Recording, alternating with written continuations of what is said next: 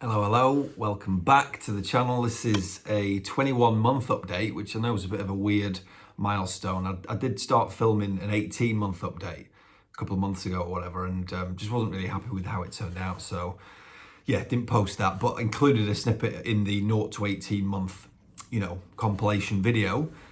So yeah, 21 months. So July 2020 is when I had my hair transplant at Elite Hair Transplant in Istanbul, Turkey. I've put a link to the clinic in the description where you can get a free consultation. So I had 3,500 grafts. It was 2,300 at the front and 1,200 on my crown. And if you are new to the channel, make sure you do go back and have a look at some of the other videos, because I have tried to log the whole journey really. And obviously I've had some really nice comments, people saying I should post more, so that's why I'm kind of putting this video together. So yeah, 21 months, and honestly there's not really been much change from like a year onwards, or even maybe like 8 months, 10 months, something like that. It's a funny one, like, occasionally I just forget I've had a hair transplant. And the interesting thing is, when I had my hair transplant, I only actually told maybe a handful of people. Because I worked at the time in a college, I was off for a good few weeks. It was at least a full month before I ended up going into work after the surgery. So people ask me that all the time, about like how long can you wear a hat after surgery and things like that. Because I think a few people obviously want to try and just go under the radar and not make it obvious. And I think I managed to do that in a way. And because I had that bit of a break, it was like 5 weeks or so before I was back in work. But yeah, like, I've had a new job since August 21, and no one in this new job would know at all I've ever had a hair transplant. And obviously that's partly down to the fact that my hairline isn't on show. Do you know what I mean? So when I do actually show off the hairline itself, this side here, which is what I've talked about before, there's obviously some double grafts in here, which essentially means 2 or more hairs in the follicle. So when it's removed from the back of your head, this is the thickest part of your hair. So when those follicles are removed, some of them will have multiple hairs in them. And obviously they've not dissected. Now, whether that is down to the fact that obviously it's a technician-led surgery, they're not as skilled, whether they don't have the equipment to, like, the microscopes or whatever it is to actually, or whether it's just a time thing as well, because obviously, I guess that would be the downside of going to Turkey, that, hair mills are kind of the words that get thrown about for Turkish clinics, because of the fact of how many clients they have, how many customers they have, and how many surgeries they perform on a daily basis, But obviously, I guess the fact that they're expanding as well, I get emails from Elite Hair still, because obviously I'm a former customer, and they're clearly doing well, so they're expanding. I think they're aiming to create the biggest hair transplant clinic. Now, what that will mean is obviously they'll employ more technicians and they'll be able to perform more surgeries.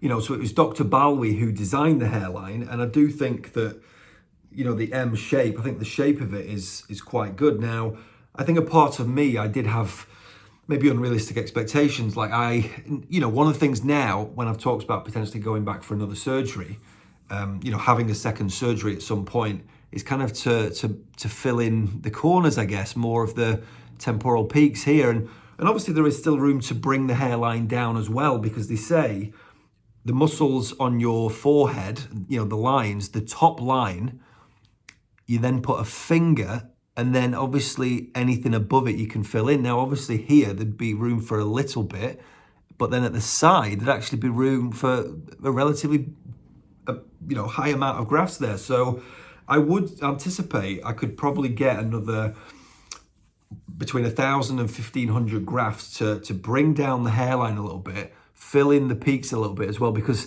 that's the point as well, particularly on this side. I do have hairs here, but they are very thin, they are very light in colour, and that's what makes it, in a way, you tell me, does that still look maybe a little bit like a receding hairline? I mean, that's one of the things that has obviously bothered me, but obviously it's one of those where, because I'm constantly looking at myself in the mirror, that's why it bothers me. If I wasn't making these videos, I probably wouldn't be as bothered, Someone asked me about the wind recently. I mean, I literally don't put product in my hair. I don't really style my hair at all. I have a shower, towel dry, just with my fingers, just kind of put it into place a little bit. Now, obviously, if it's windy, it will kind of go everywhere. So So in a way, I've still got that same issue from before because of the style of my hair at the moment. Now, that's not to say I can't have it up. I mean, this side, as I said, has a few doubles. This side is a little bit thinner. But I think with products and stuff, and would the average Joe actually think any different? I really don't know. I think a lot of people who comment on the videos are the people who are obviously fully aware of hair transplants. Those of you who are doing research on forums and things like that, great. But I think the average Joe wouldn't know. And that's where I kind of keep going back and forward in terms of, do I want perfection? Am I trying to achieve something? You know, should I just stay where I am? And I could easily stay where I am, you know? Like, this is a great result, like, no question at all. My crown in particular, I would really say is, you know, from when I've been doing research and stuff, one of the best results I've seen. And the fact that that's been done at a Turkish clinic shows that Turkish clinics, or at least Elite Hair, you know, I don't want to keep saying Turkish clinics because I'm sure there are some really bad ones.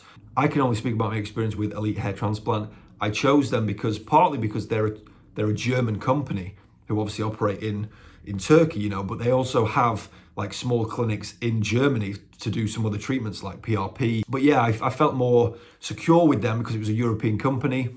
I've done some research, found a lot of good reviews in German and French, because that was a lot of their clientele. They didn't really have many English kind of reviews, but then I did find a channel a guy posted videos who'd been there, and Follicle Freedom Productions it was called, and actually his videos were so good it inspired me to do it, because I thought actually there's not a lot of content explaining the full journey, and that's what I've tried to do as well, you know. So yeah, Elite Hair Transplant, for me, the whole thing, you know, my results would be about an 8 out of 10 in total, you know, from the front, the crown, obviously, which is the best part about it, but obviously the donor isn't perfect by any means, you know. And again, I've talked about this before, where it has been over harvested in parts, mainly on this side, which means they've removed follicles too closely together, leaving it a bit patchy. But yeah, when you take into account everything, donor area, the actual hairline itself, and then the crown, those 3,500 grafts, and for the price paid, that's the main thing really, you know. I can't stress that enough. Obviously there are the elite clinics in the world, you know, some of the best doctors, the surgeons who perform all of the surgery and that kind of thing. But for the same amount of grafts, it would have been probably around 15,000 euros. And I've paid 2,150 euros plus flights. So again, Turkey, you get the package deal, you get accommodation, all transfers, so it makes it nice and easy. Now, guys, do your research, you know. So I've just mentioned there some of the best clinics in the world. Go onto the forums and you'll be able to read some great stuff on there about who these best clinics are. If you're happy to pay those prices, if you have that money, because that's the point, I didn't have that money, and that's why.